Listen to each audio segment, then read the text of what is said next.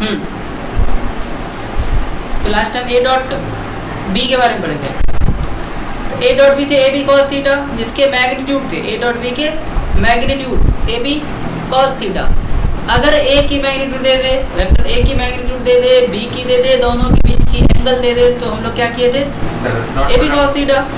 और अगर एंगल ना दे, वेक्टर दे दे आई से के फॉर्म में, ए वेक्टर दे दे तो कैसे बनाए थे हम लोग, आई को आई से मल्टीप्लाई, एंगल ना दे सिर्फ वेक्टर के फॉर्म में दे दे ए और बी, वेक्टर के फॉर्म में दे दे, तब हम लोग ए डॉट बी कैसे निकालते थे।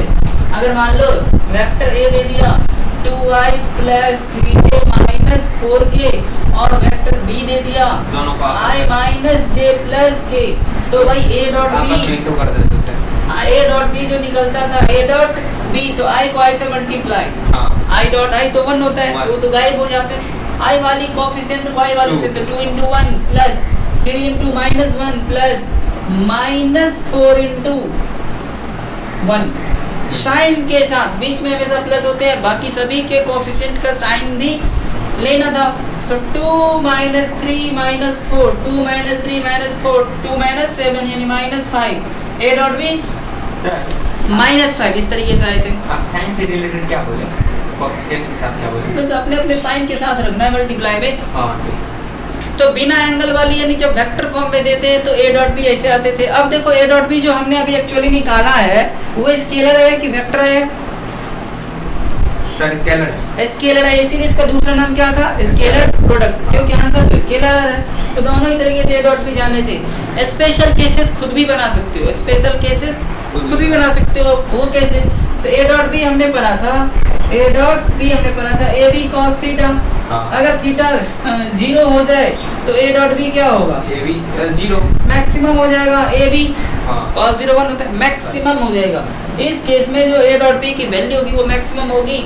अगर थीटा 90 हो जाए तो 0 हो जाएगी, अगर 180 हो जाए तो माइनस ए बी हो जाएगी, हो जाएगी। ये सब तो केसेस अपने एंगल के खेले। 360 हो जाएगा, 360 मतलब 0 डिग्री मतलब यही हो जाएगी, बात से में 270 डिग्री हो जाएगा, यानी 90 डिग्री यानी 0 हो जाएगी। 90 to 70 एगो 0 तो एगो माइनस 0, बात तो बराबर है, ठीक है। इसमें ए डॉट बी कैसे करते हो सीख लिया, कब मैक्सिमम। अगर दोनों की मैग्नीट्यूड बराबर हो, अगर ए और बी दोनों की मैग्नीट्यूड बराबर हो तो मान लो a इंटू ए हो जाएगी, यहीं पे बराबर हो और एंगल 0 बराबर हो और एंगल 0, यानी a डॉट बी है और दोनों की मैग्नीट्यूड a ही है और cos 0 डिग्री है तो a स्क्वायर हो जाएगा। यानी दो सेम वेक्टर है, दो सेम वेक्टर के बीच और एक ही डायरेक्शन में है तो मैग्नीट्यूड हो जाएगा दोनों की स्क्वायर, यानी a स्क्वायर। को बोलते हैं कोलिनियर वेक्टर, कोलिनियर बिल्कुल है, 0 डिग्री है तो कोलिनियर है, वो एंगल 0 है तो कोलिनियर है ना।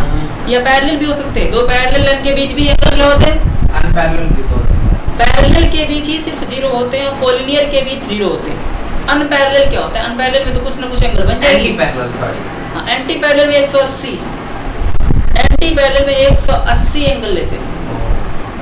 इतने चीजें समझ में आ रहे हैं? यस। और हम लोग थीटा कैसे निकालते हैं ए डॉट बी में, ये भी हमने पढ़ा था। थीटा ए डॉट, हां थीटा तो ए डॉट बी था A B cos theta, cos inverse A B मतलब A dot B by A नीचे आ जाएगा cos इनवर्स आ जाएगी। तो ये सब हमने कर रखा था।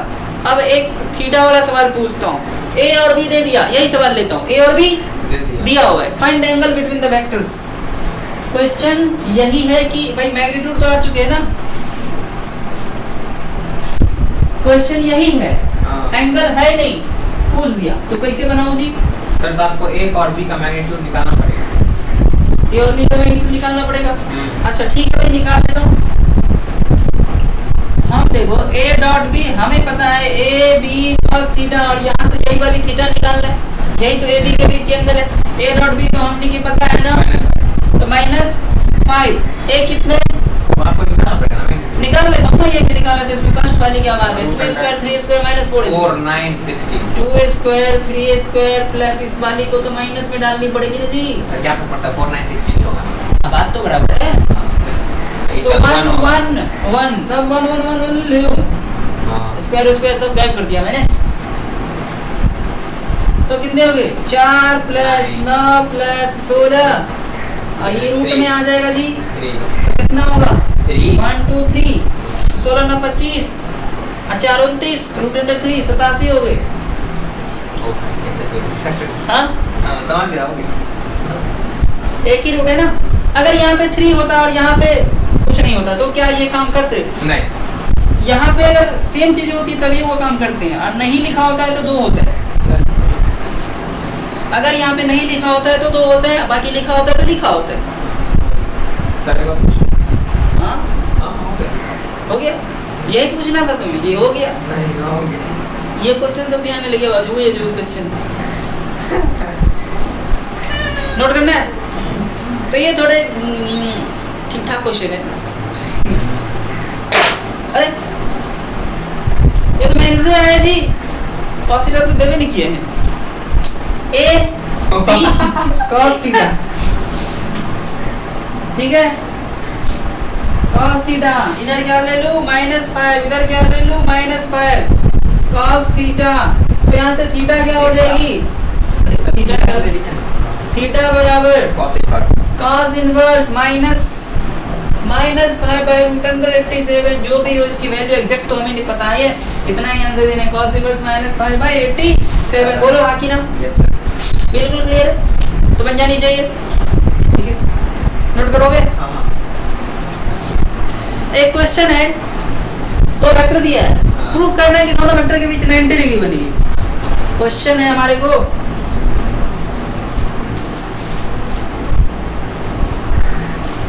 A बराबर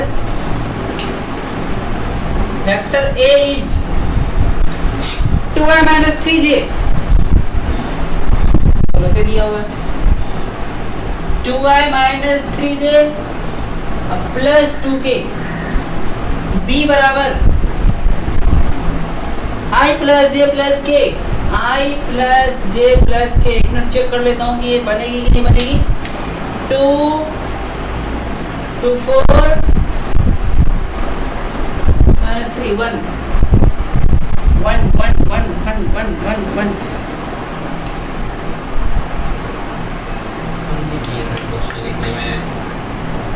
इसको 4 कर देता हूँ। अब ये बताना है कि ये दोनों वेक्टर आपस में क्या होगी? 90 डिग्री 90 डिग्री पे होगी, यानी परपेंडिकुलर होगी। बताओ बच्चे, बना लेंगे। these vectors are perpendicular to each other। बनाओ, बन गया? Prove vector A is perpendicular to vector B, ठीक है? ओके, हम कुछ नहीं करेंगे, जैसे पिछला क्वेश्चन सॉल्व करेंगे उसको 90 डिग्री पे ले आएंगे। यानी कि पिछला क्वेश्चन A डॉट B निकालेंगे। हाँ, A डॉट B। अच्छा, A डॉट B निकाले, यानी A डॉट B बराबर A भी cos थीटा लिख ले। A भी cos थीटा। अच्छा, यहाँ से थीटा 90 दिखा दे। नहीं, यहाँ पे आप सीधे थीटा निकालिए, जैसे पिछला चलिए भाई थीटा 90 दिखा दे। हाँ। प्रूफ करना ना कि म्यूचुअली परपेंडिकुलर, यानी थीटा 90 आनी चाहिए। आनी चाहिए। अच्छा चलो ठीक है भाई, जो कहा समझा। 2 × 1 हाँ 2 × 1 प्लस -4 × 1 तो 5 - 4 प्लस और 2 हो गया। और तो 1 2 × 1 बात तो बराबर है। हाँ बस बात तो सेम है। एक की वैल्यू कितना जी? Sir root under 4 16 4 + 16 + 24 root under 24। हाँ भाई 4 + 16 + 24 4 बोलो ना जी, जब आधा बोले सीधा तो आधा क्यों टेढ़ा? 4 सर हम टोटल करके बता रहे हैं रूट अंडर 24। 1 2 3 इसका 3 हो जाएगा। हाँ cos फिर तो ये होगा कितना? 2 - 4 + 2 बराबर 16 4 20 4 24 और उसका भी 3 इसी में ले लेता हूँ। cos थीटा 2 2 4 8 4 0 बराबर √72 cos थीटा। तो cos थीटा कितने आ रहे जी? 0/√72 जो कि यानी 0। भाई 0 ये मतलब करना है, ज्यादा होशियार हो ना। Sorry, मतलब थीटा 90 कितना होगी? 90 90 डिग्री पे ही तो 0 होते ना। हाँ so vectors are mutually perpendicular. Yes sir. अरे बोलो हाँ कि ना? Yes sir. चलो ठीक है, ठीक है। डॉट मिटा देता हूँ। हाँ हाँ सर आपको ये डॉट प्रोडक्ट की प्रॉपर्टी में थोड़े देख लेते हैं, बस छोटी सी चीज। जैसे हम लोग पढ़े थे पहला commutative A + B B + A था ना। प्लस वाले में भी प्रॉपर्टी पढ़े थे हम लोग A + B = B + A। यहाँ पे भी A डॉट B क्या होता है? Property of dot product, properties जो है ए डॉट बी और बी डॉट ए मतलब क्या होगी, इक्वल सेम ही होगी। ए डॉट बी प्लस सी है, ए डॉट बी प्लस सी है, इसका मतलब है कि ए डॉट बी होगी और ए डॉट सी होगी, A dot B A dot C, A dot B A dot C. इसको कहते हैं हम लोग कम्यूटेटिव लॉ, कम्यूटेटिव लॉ। इसको कहते हैं डिस्ट्रीब्यूटिव लॉ। हाँ बोलो जाए।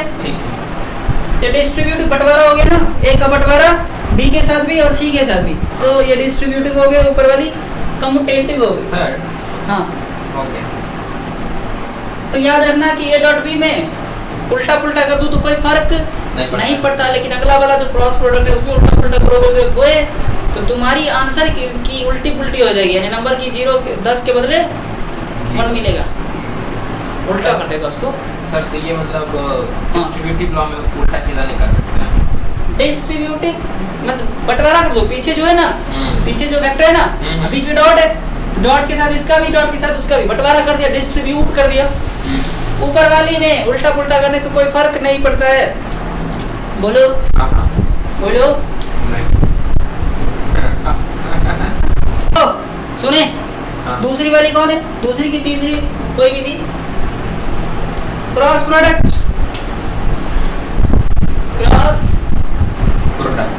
प्रोडक्ट इसी को हम लोग कहते हैं ना वेक्टर प्रोडक्ट, क्योंकि यहाँ पे जो चीजें मिलेगी क्या, तीसरा पॉइंट, दूसरा पॉइंट तीसरा था सर, पहला नॉर्मल स्केलर से मल्टीप्लाई किए थे, दूसरा क्रॉस, तीसरा एक पहला स्केलर प्रोडक्ट था, दूसरा डॉट, तीसरा क्रॉस।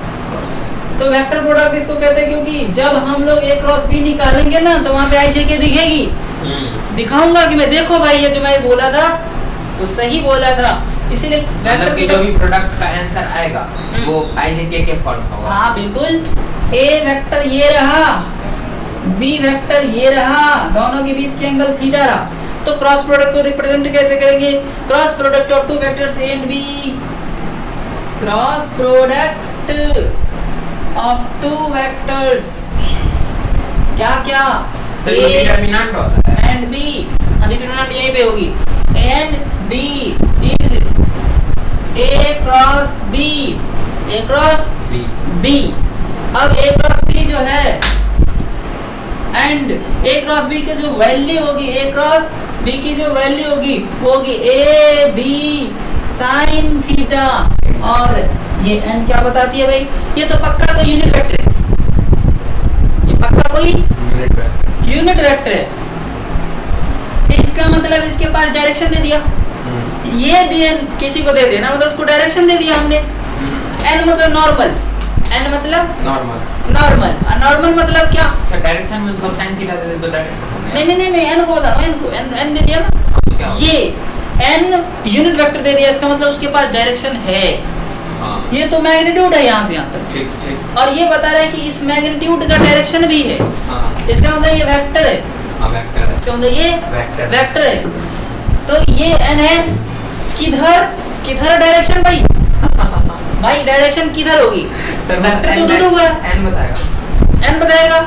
तो भाई n कैसे बताएगा, यहाँ पे वेक्टर तो है, हम कभी यूनिट वेक्टर में पढ़े थे कि गिवन वेक्टर के डायरेक्शन में यूनिट वेक्टर होते हैं, यहाँ तो दो वेक्टर है। तो देखो क्रॉस प्रोडक्ट में बहुत ज्यादा यूज होता है डायरेक्शन फाइंड करने के लिए। मान लो ये वेक्टर ये ना, राइट हैंड लो, ये n की जो डायरेक्शन है वो बता रहा हूँ, राइट हैंड लो, हाथ नहीं खड़ा करना है, राइट हैंड लो, एक पहला वेक्टर के डायरेक्शन में रखो, पहला जो होगा ना उसके डायरेक्शन में रखो, कैसे, पहला किधर इधर, और पाम को दूसरे वेक्टर की तरफ रखो, दूसरा वेक्टर इधर है कि इधर है, उधर ऐसे रखेंगे। और थंब जिधर जाएगी तो थंब उधर होगा, इसकी डायरेक्शन, जेड डायरेक्शन की तरफ भाग रहा है, हाँ तो जिधर जा रहा है उधर होगा। तो ये ऐसे रखे और पाम को रखना है दूसरे वेक्टर की तरफ, फिर उसको घुमा लो, इसको घुमा लो या नहीं घुमाओ कोई फर्क नहीं पड़ता है। फर्स्ट वेक्टर की तरफ इसको रखो, दूसरी ये पाम दूसरे वेक्टर की तरफ होनी चाहिए, फिर मुट्ठी बांध लो, थंब जिधर गए थंब जिधर। सर इसमें 2D आपका जैसे ये बोर्ड है, हाँ। 2D इस पे तो हमेशा एक ही बिल्कुल बनेगा। 3D हो रहा है ना, तो इसमें तो नहीं पता चलेगा ना। हाँ। तो डायरेक्शन किधर है? इधर, यानी कि परपेंडिकुलर है ए और बी दोनों के। गौर से देखो, ए और बी दोनों पे परपेंडिकुलर होगी कि नहीं? ए और बी तो इस बोर्ड के प्लेन में है ना, हाँ, ए और बी तो इस बोर्ड के प्लेन में है। और ये जो एन का जो डायरेक्शन आ रहा है, यानी ए क्रॉस बी वेक्टर की जो डायरेक्शन आ रही है, ए क्रॉस बी वेक्टर की जो डायरेक्शन आएगी वो एन के डायरेक्शन में ही आएगी, यानी कि एन मतलब नॉर्मल। नॉर्मल मतलब ए और बी दोनों पे नॉर्मल सच में आया है। ए और बी दोनों पे नॉर्मल, ए की तरफ रखा, बी की तरफ पाम को जाने दिया और मुट्ठी बांधा तो किधर गया? नॉर्मल की तरफ। यानी बोर्ड पे परपेंडिकुलर है और ये दोनों वेक्टर बोर्ड पे ही है। इसका मतलब ये जो नॉर्मल होगी, इसकी जो डायरेक्शन होगी ए और बी दोनों पे परपेंडिकुलर होगी। तो इसका मतलब ए क्रॉस बी की जो डायरेक्शन होती है वो ए और बी दोनों पे परपेंडिकुलर होती है हमेशा। हमेशा। ए क्रॉस बी वेक्टर की डायरेक्शन, मान लो ए क्रॉस बी कोई वेक्टर नब का है, सी नब का कोई वेक्टर है, ए क्रॉस बी करेगी तो कोई वेक्टर तो आएगी, तो उसकी डायरेक्शन किधर होगी? इसकी तरफ, मतलब बोर्ड के परपेंडिकुलर, मतलब दोनों वेक्टर पे परपेंडिकुलर। तो ऐसे भी पूछा जाए, find a vector which is perpendicular to the both vector A and B, which is perpendicular to the both vector. दोनों पे परपेंडिकुलर हो गए तो कौन सा निकाल दे? एन, यानी कि ए क्रॉस बी निकाल के रख देंगे तो वही एन की डायरेक्शन होगी, वही हमारे ए क्रॉस बी की डायरेक्शन होगी। अरे हाँ कि ना? क्वेश्चन आप क्या बोल रहे हैं? हम बता रहे थे कि भाई ये एन क्यों फालतू का दे दिया, ये तो यूनिट वेक्टर है ना, इसकी डायरेक्शन बताएगी कि ए क्रॉस बी की डायरेक्शन किधर है। तो परपेंडिकुलर है ए और बी दोनों पे, ए और बी दोनों पे, एन मतलब नॉर्मल, यूनिट वेक्टर की मैग्नीट्यूड 1। तो अगर मैं यहाँ से ए क्रॉस बी की मैग्नीट्यूड की बात करूं, ए क्रॉस बी की मैग्नीट्यूड की बात करूं तो वो कितनी लिखूंगा? A B sine theta, direction वही कर दिया, उसकी तो 1 होते ना वैल्यू। अरे बोलो हाँ कि ना? अगर बिना मॉडुलस का तो डायरेक्शन लिखना है, क्योंकि बिना मॉडुलस। लेकिन आप बीच में बता कि अगर तुमको कोई क्वेश्चन पूछेगा कि अगर दोनों के बीच के जो मतलब डायरेक्शन वो 90 परपेंडिकुलर है, ए क्रॉस बी का मतलब ही होता है कि ए क्रॉस बी करके एक नवका वेक्टर आएगा, उस नवका वेक्टर का डायरेक्शन जो होगा वो ए और बी दोनों पे परपेंडिकुलर होगा। ठीक, उसी को एन शो कर रहा है। N is the normal vector, N को लिख लो यहाँ। मैग्नीट्यूड तो समझ गया होगा, मॉडुलस मतलब उसकी मैग्नीट्यूड। एन क्या है? तो unit vector perpendicular to A and B, unit vector perpendicular to. तो सर अगर कोई अभी आप क्वेश्चन एक बोले थे ना सर, वही पूछ रहे, आप बताइए। बोथ ए एंड बी, एक मिनट, क्या पूछ रहा था? सर आप क्वेश्चन ही बताए थे बीच में जस्ट कि अगर तुमको कोई पूछेगा कि मतलब परपेंडिकुलर हो, find a vector which is perpendicular to both vector A and B. हाँ, तो ए क्रॉस बी निकाल के रख देंगे, निकालना अभी सीखे नहीं, आगे आने वाले हैं। तो ये डायरेक्शन के साथ, ये मैग्नीट्यूड के साथ ए क्रॉस बी, इतनी समझ में आया? ठीक है, magnitude of A cross B है ये क्या है सर? डायरेक्शन के साथ ऊपर वाला है, मैग्नीट्यूड के वाला नीचे वाला। हाँ वो तो दिख रहा है ना, डायरेक्शन है इसमें, इसमें नहीं है। तो magnitude of A cross B, A cross B की मैग्नीट्यूड है theta is angle between A and B. समझ आया? Yes sir. अरे बोलो। Yes sir. अरे हाँ। नहीं सर। क्रॉस प्रोडक्ट का सबसे फेमस चीज क्या है? उसकी डायरेक्शन को फाइंड करना। तो उसकी डायरेक्शन हम बता तो दिए अभी, लेकिन लिखे नहीं है। तो direction of A cross B, direction of A cross B, क्योंकि ए क्रॉस बी तो वेक्टर प्रोडक्ट है, वेक्टर है तो डायरेक्शन तो होनी चाहिए, डायरेक्शन तो बनती है। अभी अभी पता चला कि ए क्रॉस बी का मतलब है कि कोई नवका वेक्टर जो ए और बी दोनों पे परपेंडिकुलर है, ए और बी दोनों पे परपेंडिकुलर है। तो भाई इसकी डायरेक्शन हम निकालते कैसे हैं? इसकी डायरेक्शन निकालते हैं राइट हैंड थंब रूल, इसको कहते हैं हम लोग राइट हैंड थंब रूल, क्योंकि हाथ तो राइट है, थंब जिधर जाती है उधर तो डायरेक्शन होता है, इसीलिए इसका नाम है right hand thumb rule. Right hand thumb rule,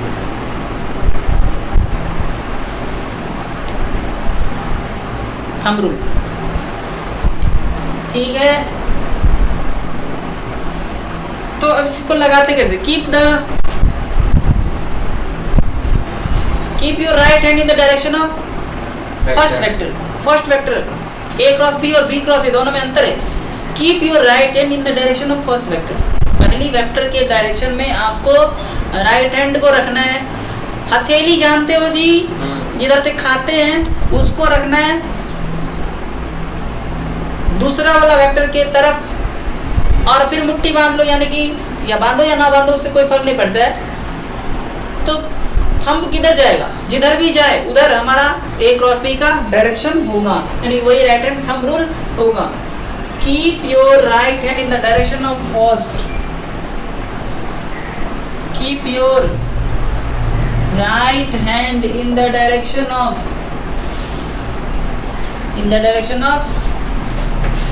first vector and palm in your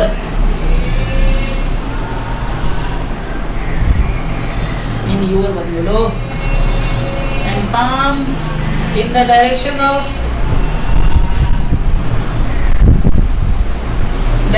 of second vector, दूसरे वेक्टर की तरफ, ठीक है।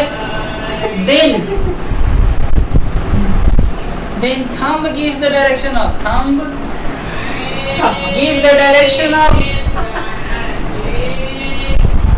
क्या देगा? then thumb gives the direction of a cross b देगा, a cross b which is perpendicular to both a and b। बाकी अब जिधर आ जाए ये तो गारंटी है कि नक्का वाला वेक्टर हमेशा इस दोनों पे परपेंडिकुलर होते हैं।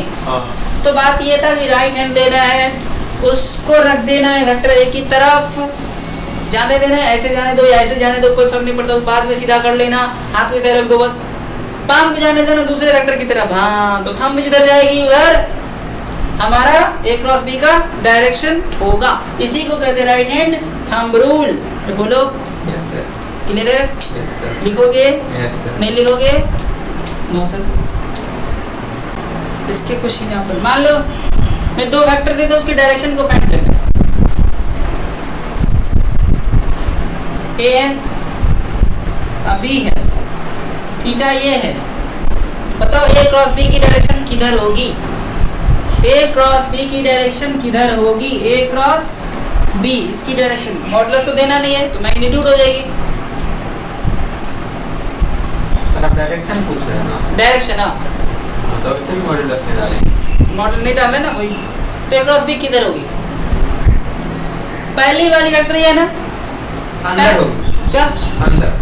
पहली वाली इधर है, नेगेटिव साइड ऑफ ऐसे डालो। अब पाम तो चला गया, तब बी की तरफ नहीं गया, ऐसे रखूंगा तो पाम बी की तरफ नहीं जाएगा, तो रखना ऐसे पड़ेगा। बी की तरफ जा रहा है साइन ऑफ जेड एक्सिस, तो किधर जा रहा है? थंब अंदर। अंदर तो हम लाइन खींच नहीं सकते, तो अंदर के लिए हम लोग क्रॉस लिखते हैं। ए क्रॉस बी किधर है? अंदर की तरफ। क्रॉस लिख देते हैं हम लोग अंदर की तरफ, इनवर्ड। डॉट लिख देते हैं बाहर की तरफ के लिए।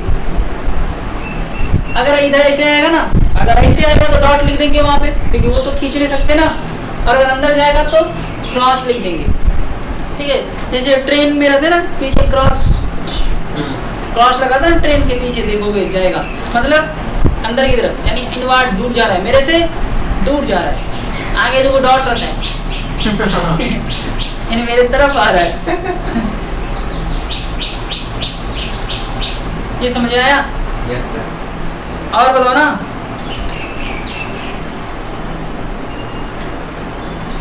ये बी, ये ए, ये थीटा, बी क्रॉस ए की मैग्नीट्यूड निकालो। बी क्रॉस ए कोई फर्क नहीं पड़ता सर, अंदर होगा। अंदर तो ऐसे नहीं फर्क पड़ता है जी, बी पे रखना है, ए उधर बाहर है। आप बोले सर बी को चाहे ए से इंटू करो, चाहे ए को बी से इंटू करो। बात कब बोला? वो डॉट में बोले थे। फिर यहाँ पे बार बार बोल रहा हूँ मैं, ये वेक्टर प्रोडक्ट है, यहाँ पे उल्टा पुल्टा करोगे चौपट हो जाएगा। फर्स्ट सेकंड वेक्टर क्यों लिखा था रूल में? फर्स्ट वेक्टर क्या जरूरत थी फालतू लिखने का? लिख देता किसी वेक्टर के अंदर रख दो, दूसरे कोई डायरेक्शन ले लो, ऐसा लिख देता अलुल जलुल।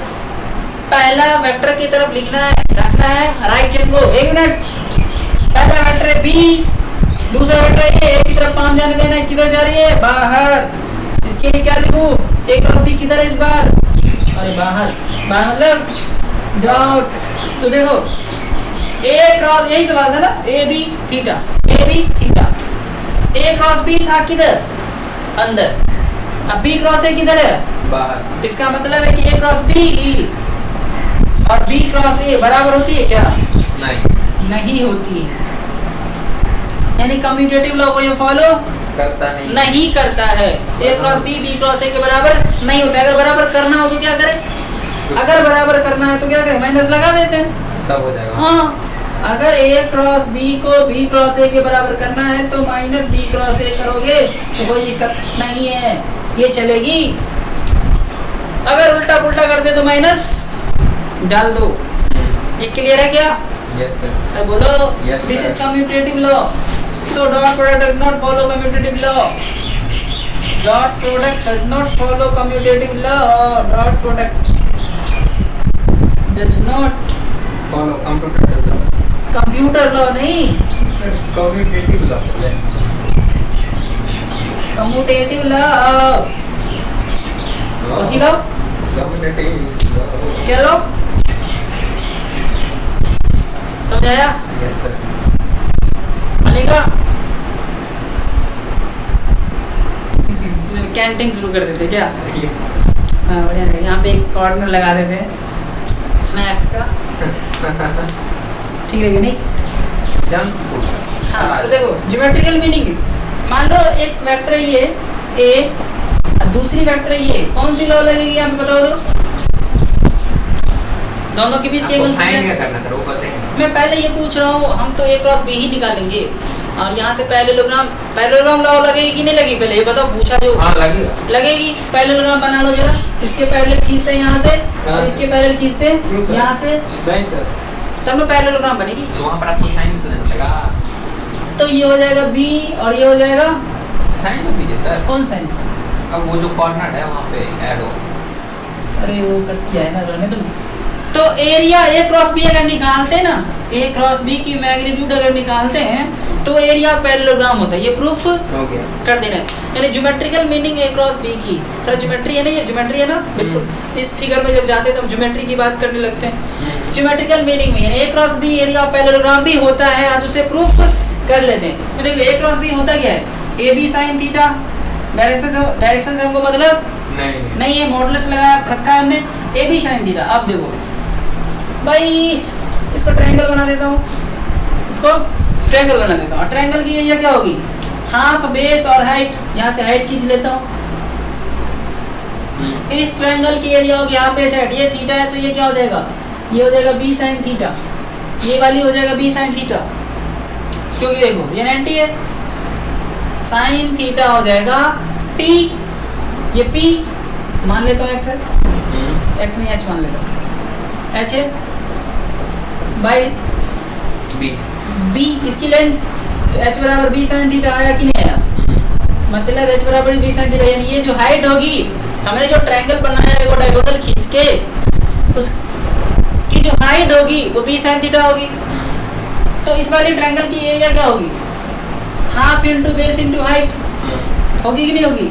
इस ट्रायंगल का तो गुना ही तो होगा पैरेललोग्राम का। तुम्हें समझ में आ रहा है? पैरेललोग्राम बनाया हमने, दो पार्ट इक्वल पार्ट में बांट दिया, क्योंकि पैरेललोग्राम को जब डायगोनल खींचते दो इक्वल एरिया में बांट दिए। 9th में दो इक्वल एरिया में, इधर वाली एरिया इक्वल टू उधर वाली एरिया। अब यहाँ से हमें पहली वाली की एरिया आ रही है, क्योंकि जब हम परपेंडिकुलर खींच रहे हैं तो परपेंडिकुलर भी मुझे निकल रहा है, क्योंकि थीटा और बी दिया हुआ है और बेस तो दे ले। तो क्या हो गया? Area half into A into B sine theta, half into A into B sine theta. अरे बोलो, half into A into B sine, but half तो है ही नहीं जी, ए क्रॉस बी में तो ये है। तो एक काम करता हूँ ना, 2 से मल्टीप्लाई और 2 से डिवाइड कर देता हूँ, काम बन गया। Half into A into B sine theta, 2 side कर लो, half into A into B sine theta. आई कि नहीं आई? Half into A into B sine theta in area of triangle, छोटा वाला उसका 2 गुना, तो एरिया ऑफ पैरेललोग्राम तो बराबर एरिया ऑफ पैरेललोग्राम। बोलो हाँ, समझ में आया? नहीं समझ आया? नहीं समझ आया? डायगोनल ऑफ पैरेललोग्राम दो इक्वल एरिया में बांटता है कि नहीं बांटता है? वही तो शुरू से ही बता रहा हूँ, पहले तो जड़ पकड़े कि हम कर क्यों रहे हैं। डायगोनल ऑफ पैरेललोग्राम उसको दो इक्वल एरिया में बांटता है कि नहीं बांटता है? ठीक है, इसीलिए डायगोनल खींच दिया, बाकी तो पहले से वेक्टर वाले रूल सब कुछ पता है। फिर देखा अरे यार ट्रायंगल बन गई है इसकी, तो फिर भी नहीं काम चल रहा है, तो ए दिया है, इसकी लेंथ इसकी लेंथ ये एंगल दिया है। ऐसा कोई पढ़ने वाला फॉर्मूला तो अभी भी एरिया का नहीं लग रहा। मान लो तीसरा वाला में लेंथ देता तो स्केलिन वाली वो हीरोन फॉर्मूला लगा लेते, वो भी नहीं है, तीसरा वाला दिया ही नहीं है। तो सोचा अरे यार यहाँ से परपेंडिकुलर अगर खींच लूं तो इस ट्रायंगल में ये एंगल दिया, ये भी दिया है, तो ट्रिगोनोमेट्री से तो ये हाइट आ रही है। आओ तब तो काम बन गया। इस वाले ट्रायंगल की half base height, half base height इस वाले ट्रायंगल की एरिया आ गई। अगर इस वाले ट्रायंगल की एरिया आ गए तो भाई हमारे में तो हाफ है ही नहीं, एक और लफड़ा। बेस दिया हुआ है, हाइट दिया हुआ है, हाफ तो है नहीं, जबरदस्ती नहीं समझे सही, हाफ नहीं है। बेस इनटू हाइट तो दे ले ना, हाफ तो है नहीं। अरे बाबा ए क्रॉस बी तो ए बी साइन थीटा होता है, ए क्रॉस बी ही ना निकालना है कि भाई एरिया होगी वो पैरेललोग्राम की। तो ए बी साइन थीटा था, बट और यहाँ पे ट्रायंगल की एरिया होती है half into A B sine theta होनी चाहिए, half into base into height ना। तो वो नीचे में हाफ तो है नहीं ना, नहीं है, यानी कि हाफ के लिए ऊपर नीचे दो से कर दिए, हाफ आ गया। दो साइड में half into A into B sine theta, half base height आया, तो एरिया ऑफ ट्रायंगल आ गया। उसको दुगुना करेंगे तो एरिया ऑफ पैरेललोग्राम आ गया। ठीक तो ठीक हो गया। ए क्रॉस बी मतलब area of parallelogram, area of parallelogram A cross B की मतलब वो भी होती है, तो एक वेक्टर दे देगा ए, दूसरी वेक्टर दे देगा बी। अब कहेगा कि इन दो वेक्टर से जो पैरेललोग्राम बनेगी उसकी एरिया निकालो, तो ए क्रॉस बी निकाल के रख देंगे, वही क्या होगी ए क्रॉस बी का मैग्नीट्यूड निकाल के रख देंगे। ए क्रॉस बी तो वेक्टर हो जाते ना, तो ए क्रॉस बी की मैग्नीट्यूड निकाल कर देंगे, बस। बनेगी नहीं बनेगी? Yes sir. अरे बोलो। Yes sir. करना है ए दे देगा वेक्टर आई जे के रूप में, बी दे देगा, कहेगा find area of parallelogram formed by these two vectors, यानी इन दो वेक्टर से जो पैरेललोग्राम बनेगी उसकी एरिया निकालना है। तो ज्योमेट्रिकल मीनिंग में आ गई है, तो क्या होते हैं बाकी तो जान ही लिए। जैसे कि हमने मैग्नीट्यूड में देखा था कि ए क्रॉस बी की जो मैग्नीट्यूड था वो कितनी थी, ए बी साइन थीटा ना। अगर थीटा जीरो, ये केसेस अपने खुद बना लेना, अगर थीटा जीरो होगा तो क्या होगा, ए क्रॉस बी क्या हो जाएगी, साइन जीरो जीरो, ए क्रॉस बी की जो मैग्नीट्यूड होगी वो जीरो हो जाएगी। थीटा जब 90 होगी तो मैक्सिमम मैग्नीट्यूड होगी, थीटा जब 90 होगी तो साइन 90 1 हो जाता है, तो A into B maximum magnitude of A cross B 90 पे जो होगी वही 270 पे होगी, और जीरो पे जो होगी वही 180 और 360 पे होगी। बात तो बराबर है, ये सब हो जाएगी ना। तो अब बात होती है कि जब ए क्रॉस बी यानी ए और बी वेक्टर फॉर्म में देगा तो ए क्रॉस बी निकालेंगे कैसे, ए और बी वेक्टर के फॉर्म में देगा, ना कि मैग्नीट्यूड दे। मान लो जबरदस्ती मैग्नीट्यूड दे दिया, ए की मैग्नीट्यूड दे दिया, बी की मैग्नीट्यूड दे दिया, क्वेश्चन कैसे बनेगी पता चल रहा है? Yes sir. अगर वेक्टर आई जे के रूप में नहीं दिया है, ए की मैग्नीट्यूड दिया है, बी की मैग्नीट्यूड दिया है, थीटा दिया, तो ये कर लेंगे। आई जे के रूप में देता है तो हमारे पास सभी ऑप्शन खुले होते हैं, मैग्नीट्यूड भी निकल जाता है। लेकिन अगर आपको ए का मैग्नीट्यूड, बी का मैग्नीट्यूड और साइन थीटा दे देगा तो आप उससे एक वेक्टर को नहीं ना फाइंड कर सकते हैं। एक वेक्टर फाइंड नहीं कर सकते, वेक्टर कैसे निकाल सकते हैं? नहीं वो नहीं। तो ये तीनों देगा तो ये से निकल जाएगा मैग्नीट्यूड। अब मान लो ए आई जे के रूप में दिया तो इसे भी निकल ही जाएगा, कोई दिक्कत नहीं ना। अब मान लो ए आई जे के रूप में दे दिया, बी भी दे दिया, थीटा नहीं दिया। जैसे ए डॉट बी याद करो, ए देता था, बी देता था, थीटा दिया नहीं, तो ए डॉट बी कैसे निकाले थे? निकाले थे ना बिना एंगल का। यहाँ पे भी बिना एंगल का कैसे निकालेंगे, वही डिटरमिनेंट यूज होगा यहाँ पर, डिटरमिनेंट यूज होगा। बिना डिटरमिनेंट के भी कर सकते हैं, नॉर्मली कर लिए थे, यहाँ पे भी नॉर्मली करेंगे, बट बहुत ज्यादा केसेस आएगा, क्योंकि यहाँ पे वहाँ पे क्या था, आई डॉट आई क्या हो गया था, आई डॉट आई 1 हुआ था, जे डॉट जे 1 हुआ था, के डॉट के, बाकी सारे जीरो। यहाँ पे क्या होगा, डिफरेंट वाला 1 होगा, बाकी सेम वाला 0। सेम वाले की भी 0 डिग्री 0 हो जाएगा। तो सर एक मिनट, जो डॉट में किए थे, तो डॉट में तो जो नॉर्मली होता है इनटू वैसे करके आई को 1 कर देते हैं, आई जे को 0 कर देते हैं। इसमें ऐसा तो करेंगे नॉर्मली कर सकते हैं, लंबा जाएगा इसमें क्योंकि इसमें तो 3 को 0 होगा, हाँ अब बाकी 6 को बच जाएगा, 9 को होता है ना, हाँ तो सेम वाला 0 हो जाएगा, I dot I J dot J के डॉट के 0 हो जाएगा। अब बाकी क्या होगा, बच जाएगा, अच्छा क्योंकि डिफरेंट की भी तो 90 डिग्री बनते ना, हाँ 90 वाला तो बच जाएगी या 0 वाला कट जाएगी, वहां से भी बनेगा। लेकिन वहां से और भी एक लंबी सी लॉजिक लगेगी, मतलब छोटा मोटा एक लॉजिक लगेगा, कोई प्लस होगा तो कोई माइनस होगा, क्योंकि डायरेक्शन मैटर कर रहा है ना यहाँ पे, A cross B, B cross A, यानी आई क्रॉस जे कहूंगा तो के हो जाएगा, जे क्रॉस आई कहूंगा तो माइनस के हो जाएगा, आई क्रॉस जे कहूंगा तो के होगा। समझ गया सर। तो इस हिसाब से वहां पे चेंजिंग होगी, तो ज्यादा थोड़ा दिमाग लगाना पड़ जाएगा, तो ज्यादा आसान पड़ता है डिटर्मिनेंट। डिटर्मिनेंट मेथड से भी कर सकते हैं, तो डिटर्मिनेंट मेथड हम नेक्स्ट टाइम पढ़ेंगे। Okay, good night sir. Wish you all the best, see you next day. Exam हो गया Okay. सर, क्या एग्जाम हो गई टाइम में।